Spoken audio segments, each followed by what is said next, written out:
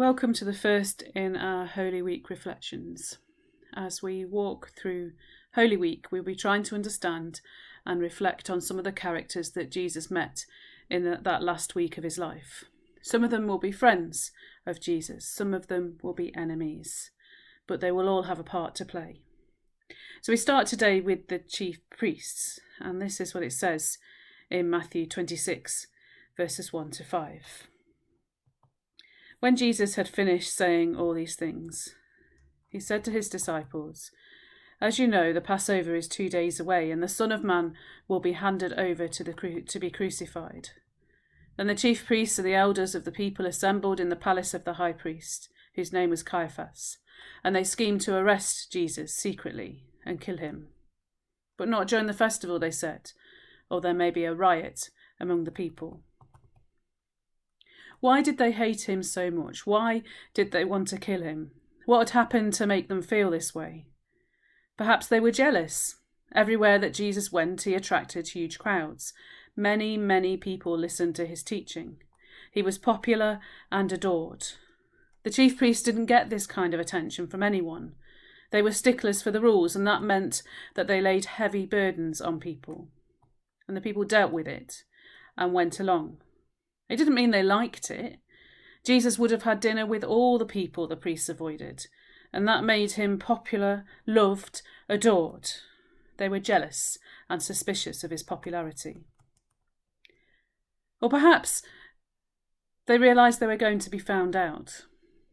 Before Jesus came, they would be setting out the ways of living for the community, and here Jesus was saying something different. He was saying, actually, that's not quite right. The chief priests were the ones who sat in the best places in the synagogue, and they were the ones seen to know best. They were the ones who were most virtuous. And here, Jesus is telling the people it's all a pretense. The outside is shiny, but the inside is not so good. Jesus is going to show them up. They will lose all privilege. Then what will they do? Or perhaps they were just afraid. If they invited Jesus into their midst, it might cause issues with the Roman authorities, as he was a bit of a rebel, a religious zealot, maybe. The chief priests had an understanding with the Roman authorities where peace was kept, and here was a man who threatened that peace. If the priests were seen to be involved, they would lose their power and authority. What would they do then? They liked to be in control. Even if they agreed with his teaching, they weren't going to go along with him. Those priests are seen as baddies in the story, and they are. They are the ones who eventually led the way to the crucifixion.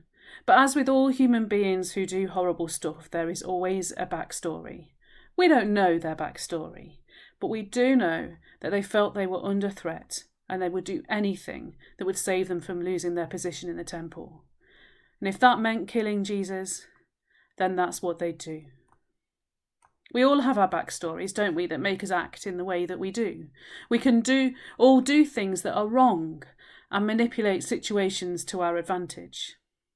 As we try and understand the story of the chief priests, we need to understand how much of their story is our story and seek a way to change. What are the things of others that make us jealous?